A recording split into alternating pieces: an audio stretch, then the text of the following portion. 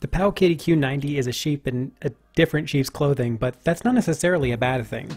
At first glance, you could easily confuse the Q90 with the LDK Game since they have identical buttons, D-pad, joystick, and shell. And turning it on, you could easily mistake it for the Bittboy PocketGo since it's pin-for-pin compatible with the budget handheld, compatible to the point that the SD cards are interchangeable. That's not to say that there's nothing new here, but is it worth the added cost? The hardware is very much in line with the LDK games, but there are a few nice adjustments. The casing is more rounded overall, especially around the front and back edges, and there's now Nintendo Switch styled plus and minus buttons on the front. The minus key works as the menu button, but the plus key currently doesn't do anything, sadly.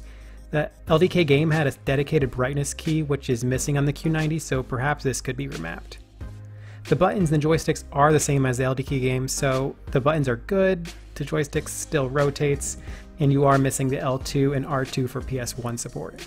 The screen is the same 320 by 240 resolution that is standard in most handhelds, but it's 3 inches on the Q90, up from 2.7 on the LDK Game. The screen is a more traditional RGB screen instead of the pentile display of the LDK, so it appears sharper and more colorful, though it appears to suffer from the same 30 Hz fate as the PocketGo. We do get a nice update on the USB-C, making the Q90 immensely more convenient to charge, though it doesn't support fast charging, and we do lose the video output from the PocketGo.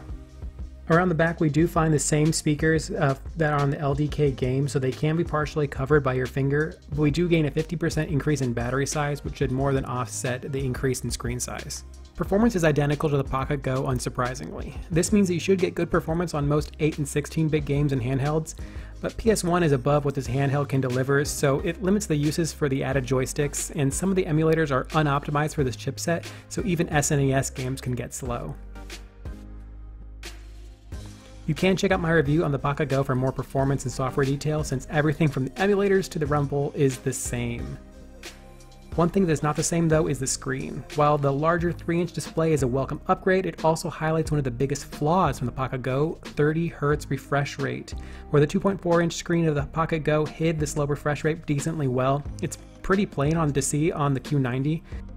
Games that are upscaled showcase this more, so you may not notice it while playing Game Boy games, but it can be slightly distracting on Mega Drive games. It's not a deal breaker, but certainly a sour spot on this minimal refresh. But then there's the price. The PocketGo was still a good value with its lower performance at $30, and the LDK Game was a good upgrade at $40 for better performance, but at $50 the Q90 seems overpriced for what it is. You're only $20 away from something like an RG350 or the PowKiddy Q80, which would have an even bigger screen, much better performance, and even better support.